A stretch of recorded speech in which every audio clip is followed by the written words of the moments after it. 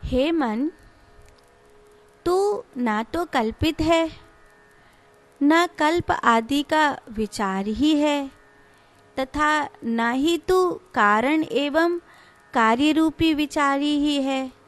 तुझ में पद एवं संधि भी नहीं है, बल्कि तू तो सब में एक समान विद्यमान होता है।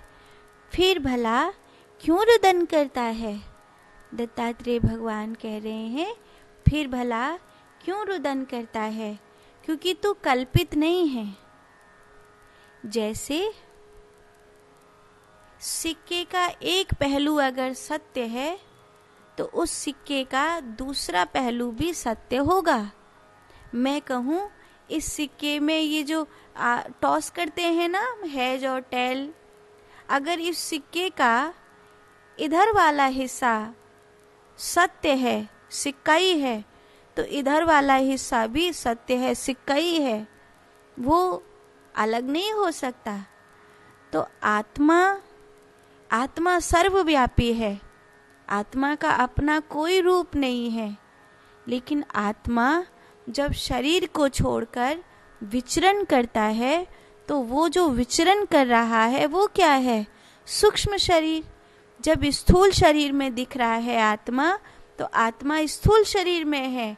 लेकिन वही आत्मा जब सूक्ष्म शरीर में विचरण करता है, तो वो सूक्ष्म शरीर में, कहते हैं ना हम, ये भूत है, ये प्रेत है, ये ब्रह्म राक्षस है, ये बैताल है, ये पितर है, ऐसी अलग अलग अलग अलग कैटेगरी होती है ना, कि ये किन की कैटेगरियां हैं?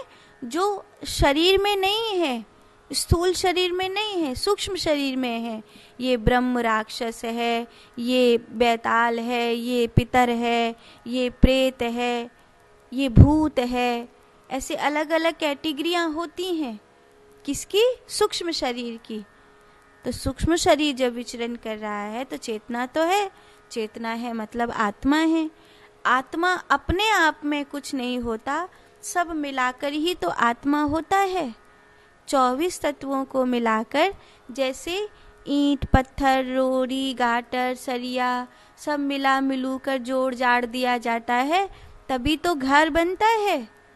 कि ये छप्पर फूस का छप्पर है, ये चौका है, ये मिट्टी की दीवार है, चाहे जिसकी भी हो, मिट्टी की दीवार हो, फूस हो, पत्थर की दीवार हो, या सीमेंट बदरपुर की दीवार हो, जिसकी भी दीवार आपने बनाई हो, जिसकी भी छत आपने बनाई हो, जैसी भी धरती आपने बनाई हो, लकड़ी का बनाया, पत्थर का बनाया, सीमेंट बदरपुर का बनाया, मिट्टी का बनाया, फूस का बनाया, बांस का बनाया, जिसका भी बनाया, लेकिन सब मिला मिलू के बनाया, तो क्या हुआ? उसका नाम घर। ऐसे ही 24 तत्व जब मिला मिलू के इकट्ठे हो जाते हैं, तो उसमें जो चैतन्य तत्व होता है उसी को तो आत्मा कहते हैं। आत्मा अपने आप में तो कुछ होता नहीं।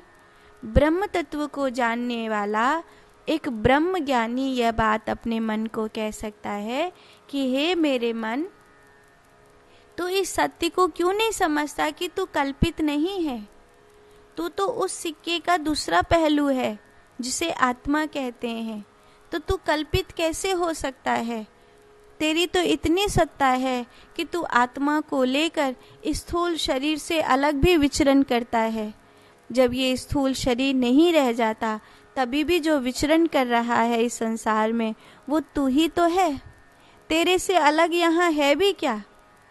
इसीलिए तुझे रोना नहीं चाहिए, क्योंकि ना तो तू कारण है और ना तू कार्य रूप है, इसलिए तुझे रोना नहीं चाहिए।